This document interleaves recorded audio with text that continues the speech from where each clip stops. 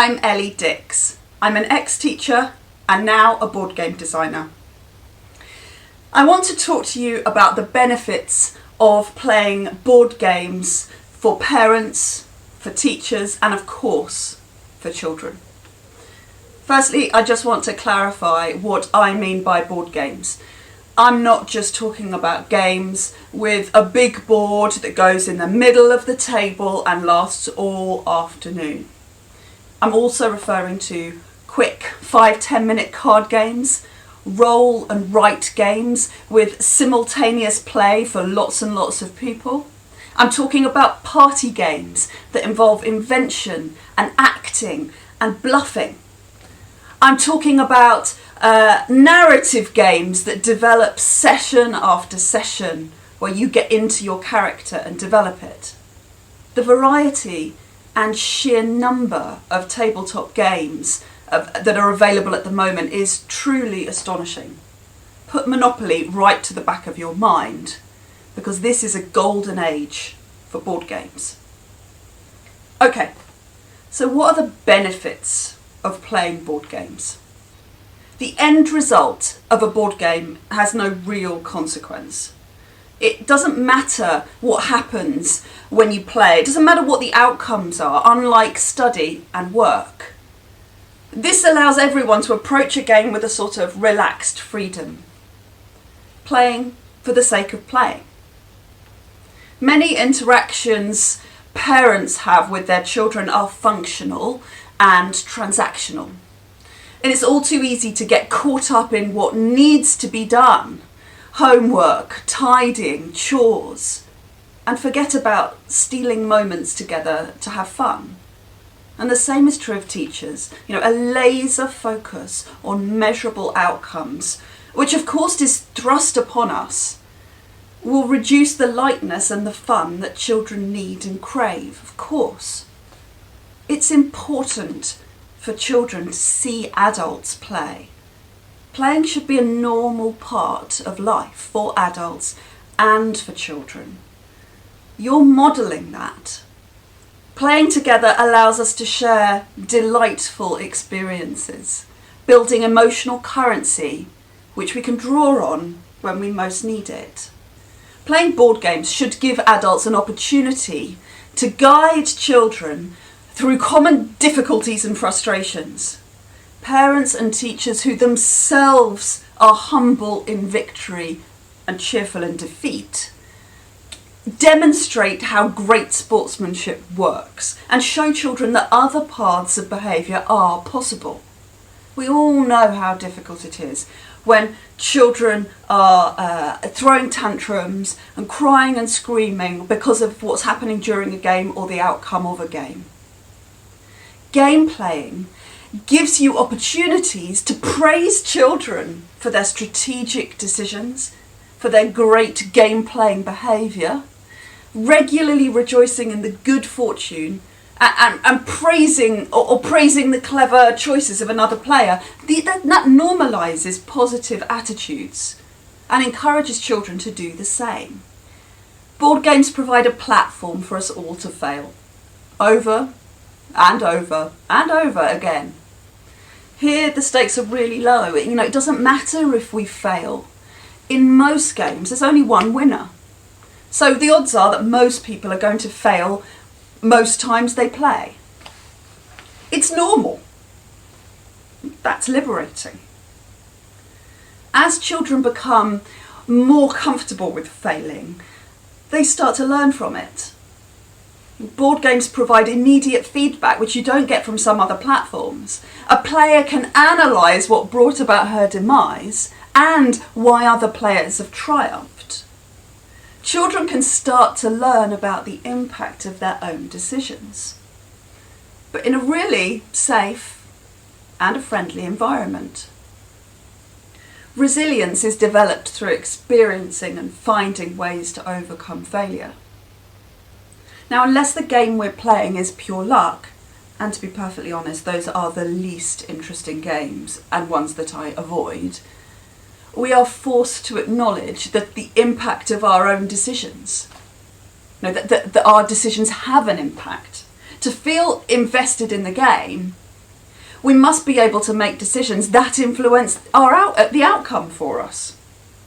It's this element of personal decision making that makes us players sort of, at least in part, responsible for our own success or our own failure within the game. If we win, we feel justified in celebrating our own brilliance. Ha! I'm brilliant, I make brilliant choices. Look at me, I won.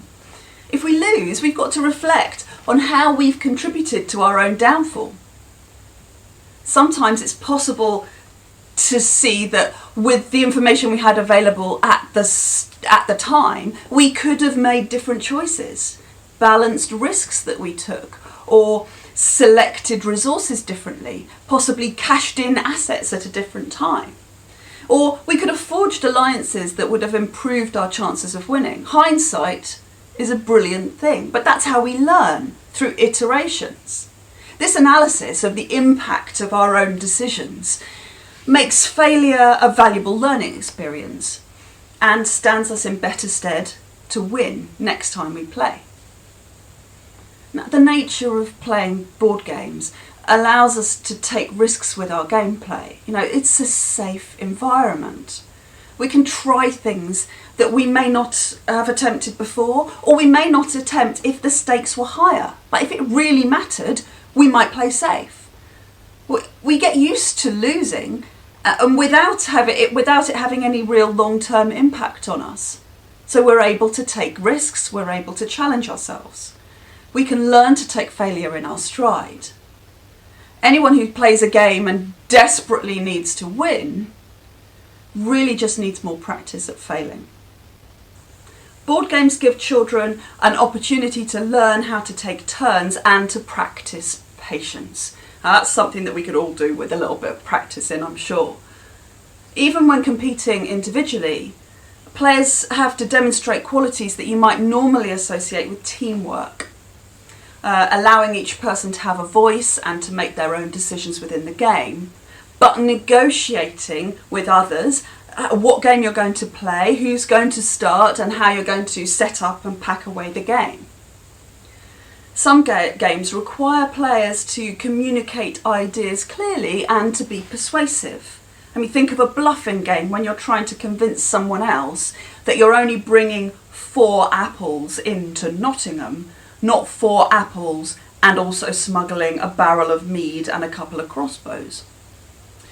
Some games, all games require players to work within a really clear framework, follow rules and directions, and manage restrictions. These are all things that develop our social skills and help us operate within other frameworks.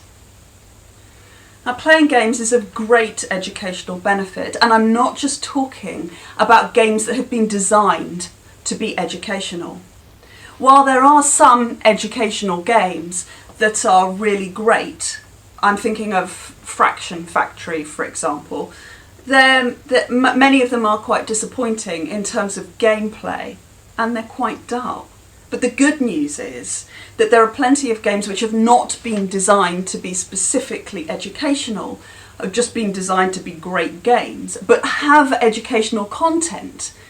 Subatomic, for example, which is about building atoms and about famous chemists, or Wingspan, with its hundreds of different bird cards, gives you lots of information about lots of different birds and shows you what they look like.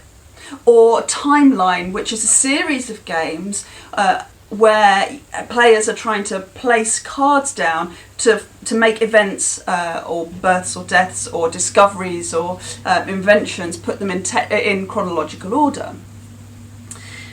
But more than this, games will develop, playing any board game will develop learning skills. Games improve memory formation and cognitive skills. They increase our processing speed and develop logic and reasoning skills. Board games improve our critical thinking, increase our attention and our concentration. Board games teach us problem solving, giving us practical experience of it, and our decision making, which you do on every single turn. Tile placement games, for example, are also going to boost spatial reasoning. Cooperative games are going to improve our verbal and communication skills. The list really is quite long, possibly endless. When my eldest son was much younger, and before I was known for being a board games advocate, one of his teachers said to me, "You play board games at home, don't you? I'm sure you must." I can always tell when children play board games at home because they approach learning differently. Schools and families are really places of inbuilt hierarchy. At home, parents mostly make the decisions for the rest of the family to follow. In school, it's the same. Teachers are undoubtedly in charge. But all players are equal in a board game. This is a sort of temporary balance that has been achieved, and it can be really liberating and exciting and full of possibilities for children. Now, in busy households, deliberately shared experiences can be rare. Everybody's going about their daily life. Playing board games brings families together and gets them to stop for a while and just be with each other. In schools, the same is true. Everything's very busy. We're all going about our business.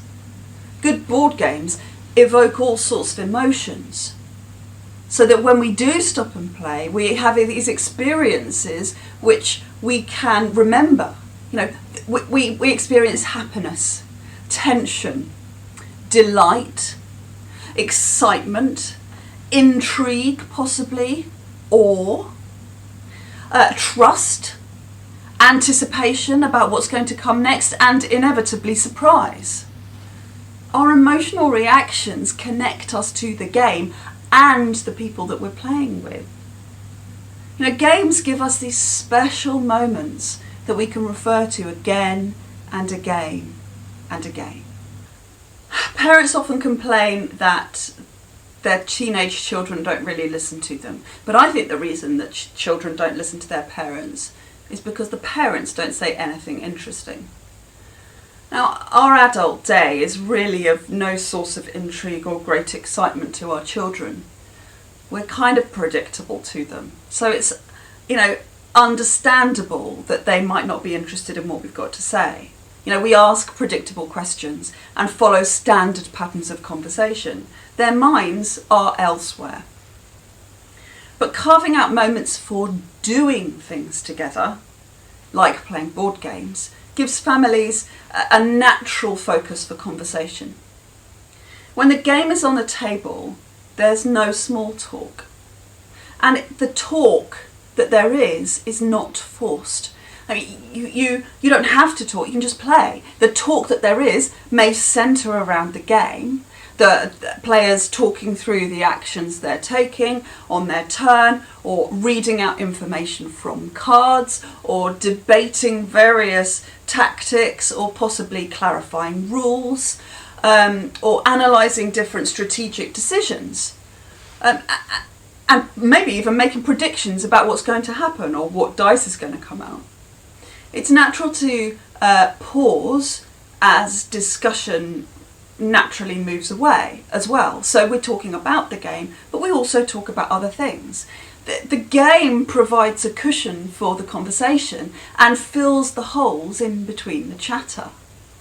After the game, the chat about the game invariably continues. There's post-game analysis that runs on as we're packing away the components. Indeed, our conversation returns to great board game experiences time and time again. The experience lasts far longer than the game on the table.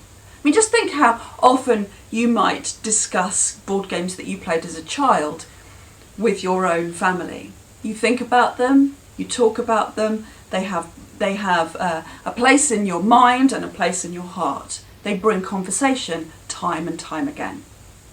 When playing games, players focus on one another, but within the structure and comfort and safety of the game. Interaction is always increased. Now, to be successful, we need to communicate effectively in order to achieve our objectives within a game. Board games give us opportunities to see other players in a different light as we watch how they deal with all these different circumstances that games throw up. There's never a need to make small talk, as I've mentioned. So when players do ask questions, they're much more likely to actually want to know the answer. Friendships can develop more naturally when there's no pressure to fill the airspace. Through games, we learn to consider the impact of our own actions, and the impact that our actions have on others. This is played out in front of us in real time. And so we can see very quickly what impact we have on others. We learn to truly listen to what information other people are giving us.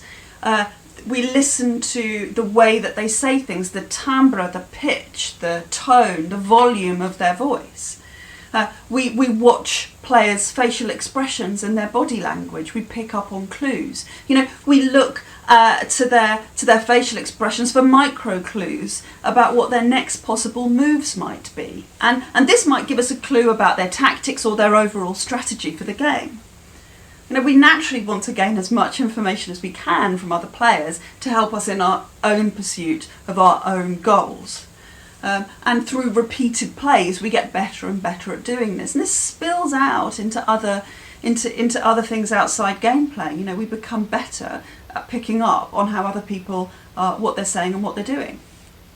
Cooperative games, where players all work together in an attempt to beat the game, they require every player to work individually, but together to complete the overall aim.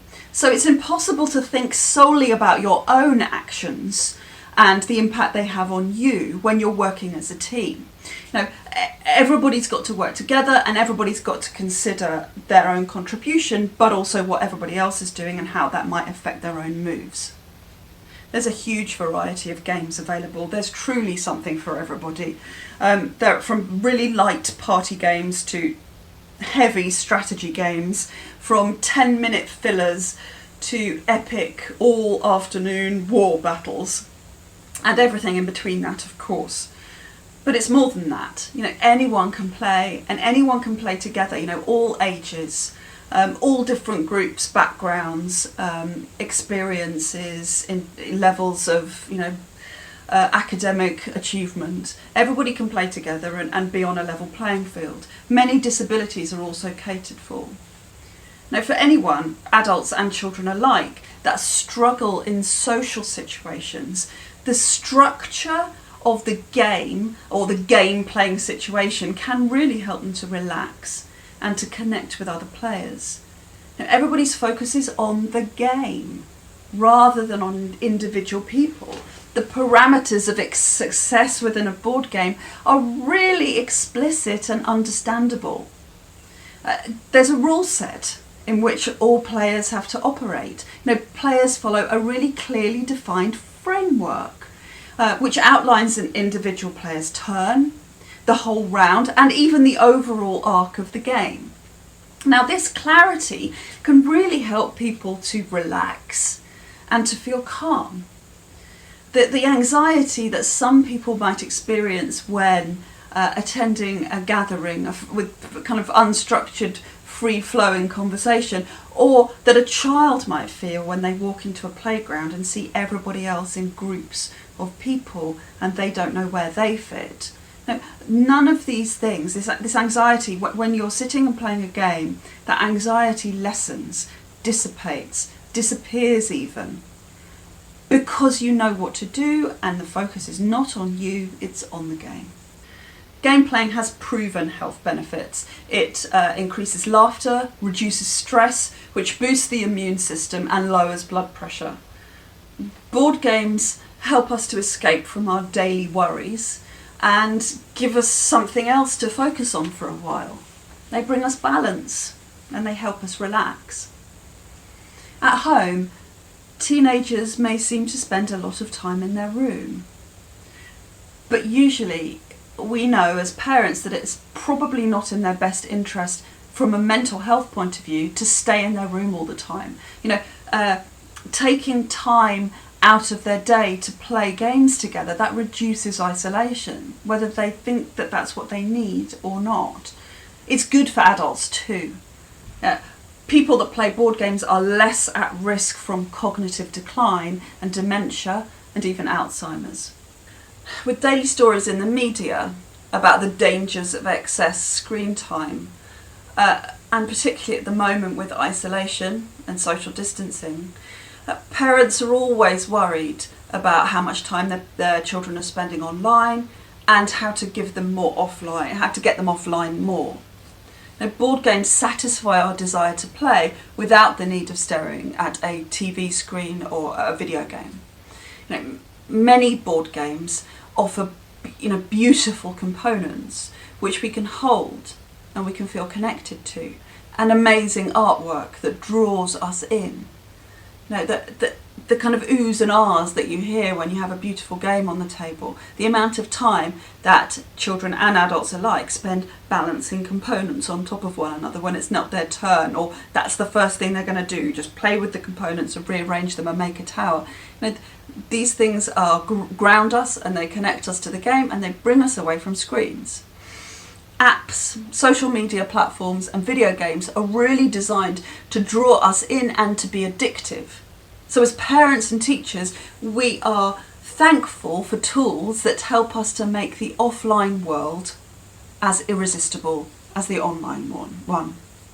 Step up the board game.